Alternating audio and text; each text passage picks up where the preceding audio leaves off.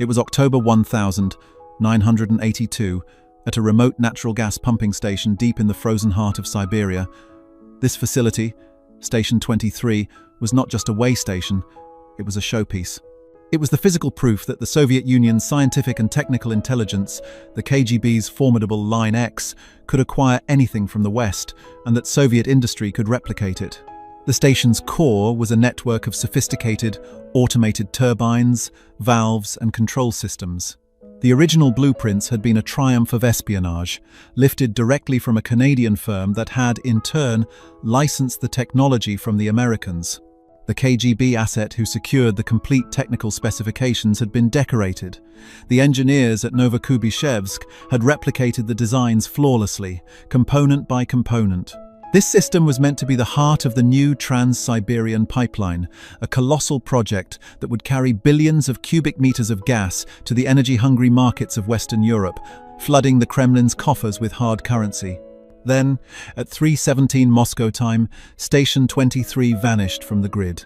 The first reports were garbled, fragmentary. The regional supervisor, his voice shaking, spoke of a catastrophic malfunction. But when the first GRU military observers flew over the site at dawn, they found a scene of total annihilation. The main turbine hall was a blackened crater. A plume of soot and debris stretched for kilometers across the snow. The pressure readings, relayed in the final seconds before the system went dark, were impossible. They spoke of a pressure surge so violent, so instantaneous, it defied all engineering logic. The official report, when it landed on a heavy oak desk at the Lubyanka, was chilling in its simplicity. Spontaneous, catastrophic failure of primary turbine and control software. This was the mystery. The engineers who were grilled by the second chief directorate insisted the replication was perfect. The components were tested. The math was sound. The American design was, by all accounts, robust and reliable. It was running in dozens of locations across North America without a single incident. Yet, in Siberia, it had torn itself apart with the force of a tactical weapon. It was not a glitch. A glitch is a random error, a hiccup. This was a precise, systematic self-destruction. It was not a ghost. Ghosts do not leave 10-meter craters. This was something new, something inexplicable, and it was terrifying. The immediate reaction was one of pure, unadulterated confusion. The KGB's Directorate T, the scientific and technical branch, was furious. They accused the industrial managers of incompetence, of using substandard materials, of failing to properly execute the stolen designs. The industrial managers, their careers and perhaps their freedom on the line, fired back. They presented metallurgical reports, test data, and sworn affidavits. They had followed the American blueprints to the letter. The fault, they insisted, must be in the original design itself. This was even worse. If the American design was itself flawed, why wasn't it exploding in Canada? This suggested a deeper, more insidious problem. It suggested sabotage. But where? How? The facility was one of the most secure in the Soviet Union. The personnel were vetted. The supply chain was guarded. The only foreign element was the design itself. And the design had come from their best asset. A prized source embedded deep within the American military-industrial complex. A source who had, for years, delivered a river of high-grade technical secrets. If you're finding this dive into the hidden battles of the Cold War fascinating, this is the kind of history we uncover every week. Make sure you're subscribed to Cold War Impact so you don't miss what's coming. The stakes were astronomical. This was not just about a single pipeline. The entire Soviet 5-year plan, the very foundation of its military and economic strategy, was built on a simple premise. Why invent when you can steal? The USSR's Line X agents, operating out of embassies from Washington to Bonn, were not just spies. They were the nation's primary research and development division. They were tasked with acquiring everything: chemical formulas, semiconductor manufacturing processes, missile guidance software, submarine sound, dampening technology, and yes, pipeline automation software. This vast, coordinated effort was designed to close the technological gap with the West, saving the state billions in research costs. But the Siberian explosion changed the equation. It presented a terrifying new possibility. What if the gap wasn't closing? What if it was a trap? What if the technology they were stealing, The very lifeblood of their modernization was poison. This phantom, this inexplicable, catastrophic failure threatened to bring the entire Soviet military-industrial complex to a grinding halt. If the American blueprints could no longer be trusted, then nothing could be trusted. Every project, every weapon system, every new technology built on acquired data was now suspect.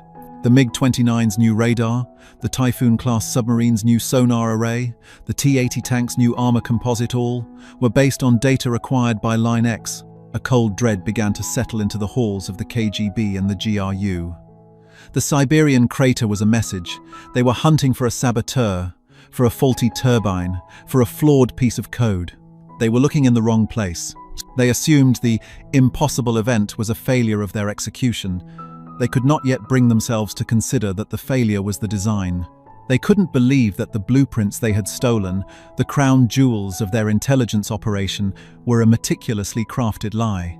And they could not, under any circumstances, believe that their most trusted American asset, the man providing them with this torrent of priceless data, was not their mole at all. He was a weapon, and he was pointed directly at the heart of the Soviet state.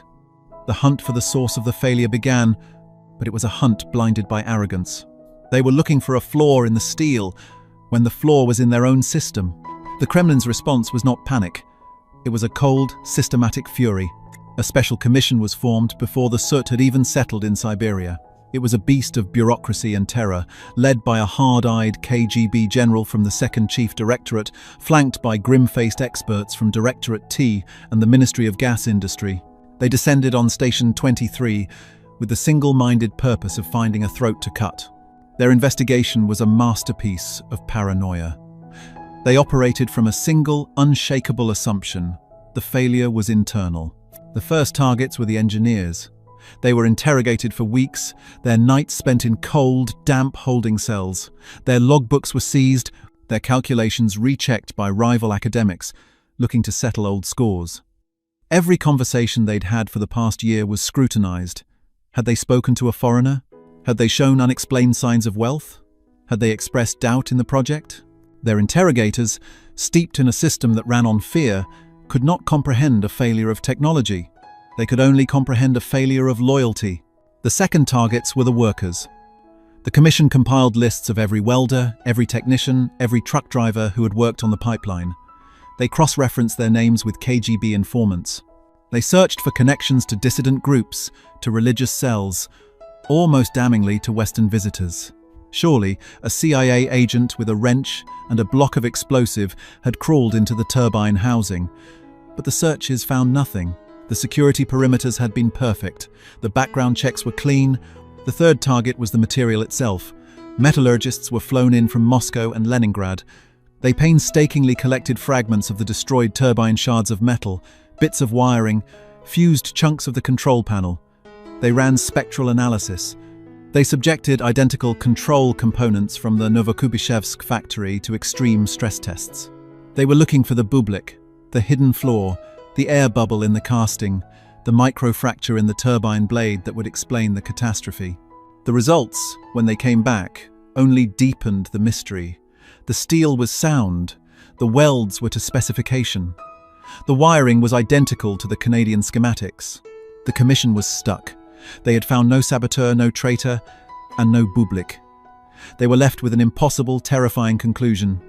The design itself had failed.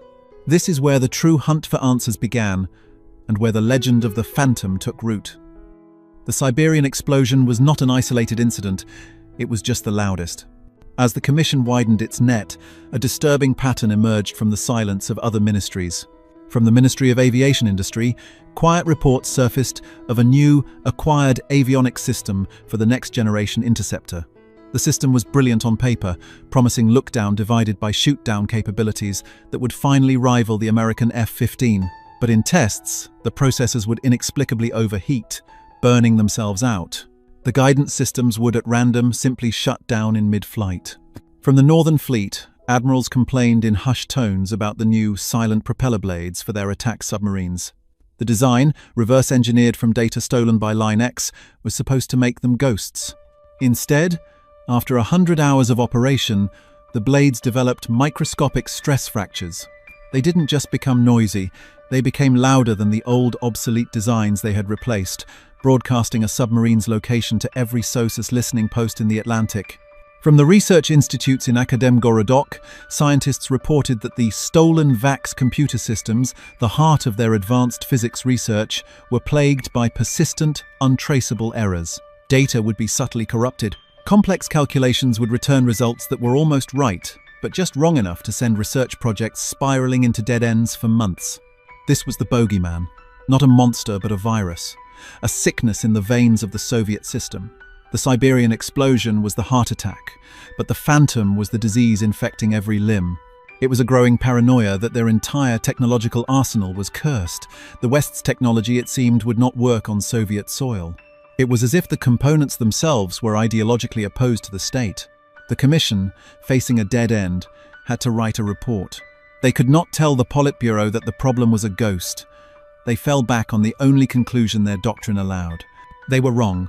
Their final report was a masterpiece of blame shifting. The primary conclusion was that the catastrophic failure was due to substandard material fabrication and a gross failure to adapt Western designs to the harsh realities of the Siberian climate. They blamed factory managers for cutting corners. They blamed the engineers for failing to account for temperature differentials. But beneath the official conclusion was a more insidious one, whispered in the halls of the Lubyanka. This was not a simple failure. It was sophisticated, intentional Western sabotage. They theorized that the CIA had identified weaknesses in their manufacturing chain. They believed American agents had allowed them to steal the pipeline software, knowing full well that Soviet steel, or Soviet lubricants, or Soviet manufacturing tolerances would be just different enough from the Western standard to cause a catastrophic resonance. The software, they concluded, was a trap, but a passive one. It was designed to exploit a flaw that was already in them. This was the wrong conclusion, and it was fatal. It sealed their fate because it never for 1 second caused them to question the source of the data. Their prized asset, the man delivering this technological poison, was not only safe, he was about to be promoted. The KGB, desperate to fix the flaws in their manufacturing, would now go back to their best man in America. They needed him to get them the rest of the data that would, they believed, show them how to correct the errors. They were asking the arsonist for a new set of matches. The bogey wasn't in the steel. It was in the telexes coming straight from their own agent. While the Soviets hunted ghosts in the Siberian snow, the real source of the mystery was not in a faulty turbine. It was not in a secret CIA sabotage manual. It was sitting on a desk in a quiet, wood-paneled office in the White House. The year was 1981. The man at the desk was Gus Weiss, an unassuming intellectual on President Reagan's National Security Council. And the document he was reviewing was perhaps the single most devastating weapon of the entire Cold War. It had no name, not yet. It was a thick, dry intelligence summary from the French. The story had begun in Paris. The French intelligence service, the DST, had been approached by a disgruntled KGB officer stationed in Moscow. This was not a low-level clerk. This was Lieutenant Colonel Vladimir Vetrov, a senior engineer in Directorate T, the very same scientific and technical branch that was the engine of Soviet industrial espionage. Codenamed Farewell by the French, Vetrov was motivated by a cocktail of professional disillusionment and a deep-seated hatred for the corrupt Soviet system. He hadn't just come with rumors. He had come with a shopping list. Vetrov delivered a stack of internal KGB documents, thousands of pages that amounted to the complete 5-year plan for Line X. It was a meticulously organized matrix of every single piece of Western technology the Soviet Union intended to steal, who was targeted to steal it, and what ministry it was destined for. When the French shared this intelligence with the Reagan administration, the initial reaction was pure shock. The sheer scale of the Soviet theft was breathtaking. It was a systematic, state-sponsored looting of the West's entire intellectual and industrial base. The CIA's initial predictable response was to use the list to roll up the spy networks, arrest the Line X agents, and shut it all down. But Gus Weiss, sitting in his office, saw something different. He saw an opportunity not just to play defense, but to go on the offense. He saw a chance to turn the Soviets' greatest strength, their massive, relentless espionage apparatus, into a weapon of catastrophic self-destruction. Weiss's idea, which he championed all the way to President Reagan and CIA Director William Casey, was simple, elegant, and utterly ruthless. What if, the logic went, we don't stop them? What if we help them? This was the birth of the Farewell Dossier program. This was the American solution. It was a project not of bombs and bullets, but of flawed code and poisoned data. A top-secret interagency working group was formed. It included experts from the CIA, the Pentagon, and crucially, engineers from the very private sector companies the Soviets were targeting. The farewell list was not a list of threats to be blocked, it was a list of orders to be filled. The ingenuity of the plan was in its subtlety. The goal was not to give the Soviets technology that simply failed. That would be too obvious. The KGB's army of scientists would spot a non-working design immediately. The goal was to give them technology that almost worked, technology that would pass every initial inspection, every diagnostic test, technology that would function perfectly for weeks or months, lulling them into a false sense of security, technology that would be deployed, installed, and integrated deep into the most critical infrastructure of the Soviet state. And then, at a predetermined moment, or under a specific operational load, it would fail, catastrophically. For the Trans-Siberian pipeline, the request on Vetrov's list was specific. They needed the sophisticated control software from a Canadian firm, which was in fact an adaptation of an American original. The CIA helped a Line-X agent acquire it, but the code they acquired was a Trojan horse. CIA and private sector engineers working in secure facilities had taken the legitimate software and surgically altered it. They embedded a logic bomb, a few lines of code hidden among millions. This code was designed to do one thing. After a specific, unpredictable number of operational cycles, it would bypass all safety and pressure protocols. It would command the turbines to spin past their tolerance limits. It would instruct the valves to pulse in a disharmonious rhythm, creating an escalating pressure wave. The Siberian explosion was not a spontaneous failure. It was a planned, deliberate, remote-controlled detonation, with the trigger built by American engineers and pulled by the Soviets themselves. This same brutal logic was applied to the entire farewell shopping list. The avionics for the new interceptors? The stolen microchips were designed to pass all bench tests, but fail under the specific G-load and heat conditions of a high-speed climb, burning out the processors. The silent submarine propellers, the acquired metallurgical formulas were subtly altered. They were missing a single crucial alloy component, a secret ingredient that would prevent microfracturing. The blades would, as reported, tear themselves apart. The VAX computer systems, the stolen chips were designed to produce rounding errors in floating point calculations at the 10th decimal place. An error so small, so subtle, it would be invisible in daily use. But for complex physics or missile telemetry calculations, it would send entire research programs into a black hole of corrupted, untraceable, and useless data. The Americans weren't just building a better missile. They were waging a new kind of war. They had hacked the entire Soviet economy. While the Kremlin hunted for traitors in its own ranks, the real phantom was a river of poisoned data flowing directly from their most trusted sources, all orchestrated from Langley, Virginia. The American dominance was not just in having the technology, but in understanding it so well they could weaponize its absence. The investigation into the Siberian explosion had produced a mountain of useless data. The Special Commission had, in its final, futile report, blamed its own engineers. The Phantom remained a ghost, a bogeyman of incompetence and material failure. The KGB's Directorate T was furious, but also blind. They were still operating under the assumption that their methods were sound. They were still placing their trust in the source. The confrontation, when it finally came, did not happen in a lab or a ministry. It happened in the quiet, sterile office of a KGB counterintelligence officer in the Helsinki Residentura in 1985. The source was a walk-in, a disgruntled, low-level CIA analyst named Clayton. He was not a high-level operative. He was a man drowning in debt, fueled by alcohol, and possessing one single explosive piece of information. He was in his own mind, selling the ultimate secret. He told the KGB officer that he knew the name of a Soviet agent, a mole inside the American defense industry. The KGB officer was unimpressed. This was a common ploy. "We already have many such friends," he said, bored. The analyst, desperate, slammed his hand on the desk. "No, you don't understand. This one works for us. He's on our payroll.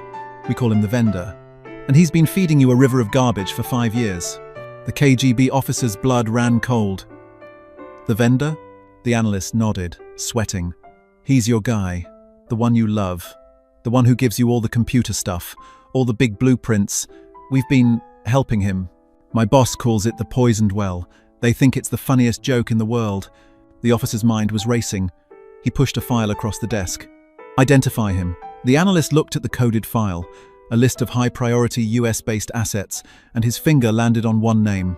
Codename: Lantra. The shock that radiated from Helsinki to Moscow was not a sound wave. It was a seismic, system-ending void. Lantra was not an asset. He was the asset.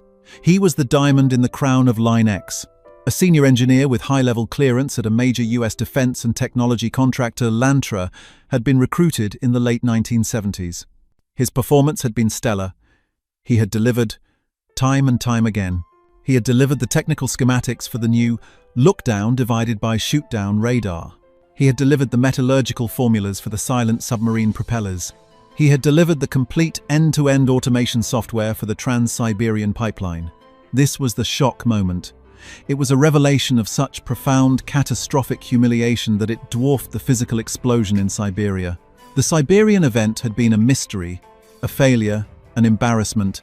This was the answer. And the answer was far, far worse. The answer was that there was no phantom, there was no glitch, there was no incompetent Soviet engineer. There was only Lantra.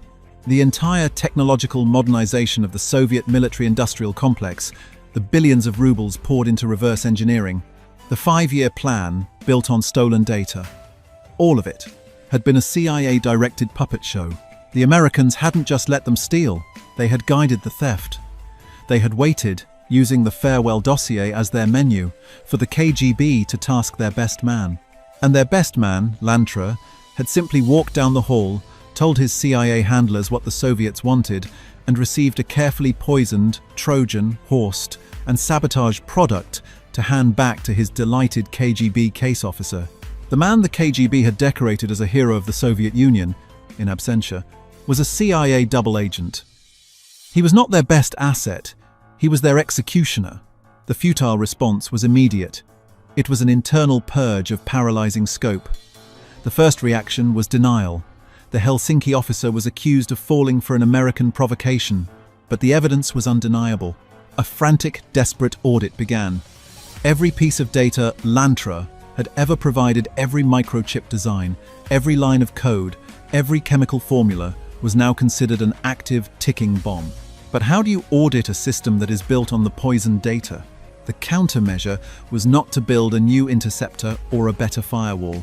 The countermeasure was to rip the heart out of their own machine. The new interceptor program?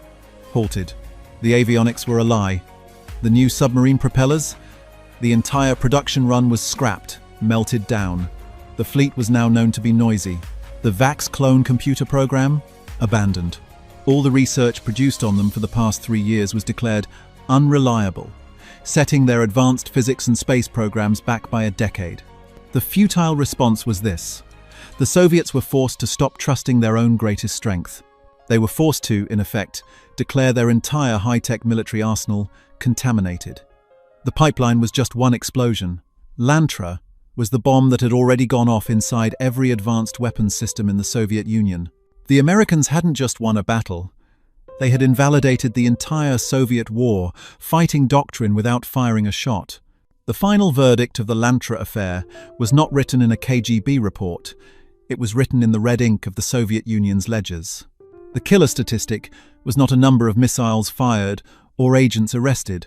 It was the catastrophic, unquantifiable cost of their own paranoia. In the wake of the Lantra revelation, the Soviet state was forced to do the unthinkable. It had to declare its own high-technology arsenal an enemy within. Think of the cost. Not just the billions of rubles spent on the pipeline that now lay in ruins. Not just the cost of the useless submarine propellers or the self-frying avionics. Think of the paralysis. Think of the tens of thousands of scientists, engineers and researchers, the absolute elite of the Soviet system, who now had to assume that the very data they were working from was a lie. It was a full-stop, brakes-on moment for an entire nation's military-industrial complex. The pursuit of the Phantom had ended with the discovery that the Phantom was, in fact, the entire system. The cost was a lost decade. At the very moment the United States was leaping forward into the digital revolution of the 1980s, the Soviet Union was forced to halt, to purge its own databases, and to start again from a position of profound, agonizing self-doubt. This was the macro theme, the fatal flaw that the Siberian explosion laid bare. The Cold War was, at its heart, an economic and ideological conflict. The Soviet Union, from its inception, was obsessed with catching up to the West. The Line X program was the ultimate expression of this. A massive, centralized, state-run machine designed to imitate innovation. But imitation is not innovation. The Soviet system was brilliant at stealing a blueprint. It was brilliant at replicating a piece of hardware, but it had no mechanism to understand the process that created that blueprint. The West's true strength was not the F-15, or the VAX computer, or the pipeline software. It was the decentralized, chaotic, competitive and creative system of universities, startups and corporate labs that produced them. It was a system that tested, failed, adapted and innovated relentlessly. The Soviet system was a brittle, top-down hierarchy. It was terrified of failure, terrified of dissent, and terrified of the very un-Soviet chaos that innovation requires. They built the world's greatest vacuum cleaner for secrets, believing that if they just sucked up enough data, they would achieve parity. The Farewell Dossier and the Lantra operation were the ultimate expression of American dominance because they didn't attack the Soviet Union's weakness, they attacked its perceived strength. They poisoned the vacuum bag. The Americans had, with chilling precision, identified the single point of failure in the entire Soviet state, its arrogant belief that it could steal its way to superpower status. They turned the KGB's own doctrine into a weapon against it. The Soviets, blinded by their dogma, could never imagine that their prized asset was a Trojan horse. They could never believe that the gift they were receiving was in fact a meticulously crafted bomb. The epilogue to this mystery is the end of the Cold War itself. The Siberian explosion in October 1982 was not just the sound of a turbine failing. It was the first crack in the foundation. It was the sound of a lie collapsing under its own weight. The phantom that the KGB had been chasing was, in reality, the future. The Soviet Union's economy, already strained, was hollowed out by this internal contamination. The resources they wasted trying to fix the poisoned data were resources they couldn't spend on their own people, on their own economy, or on the disastrous war in Afghanistan. When the Berlin Wall fell in 1989, it was a political event, but the intellectual and economic war had been decided years earlier, in the snows of Siberia and the quiet offices of Langley. The Soviets weren't ultimately defeated by an army of soldiers or a barrage of nuclear missiles. They were defeated by a few lines of corrupted code. They were defeated by an idea. They were defeated because they had built a state on the premise of imitation, and they were brought down by the one man they paid to help them do it. The impossible event at Station 23 was the first shot in the final battle of the Cold War, a battle the Soviets never even knew they were fighting, and one they had already lost.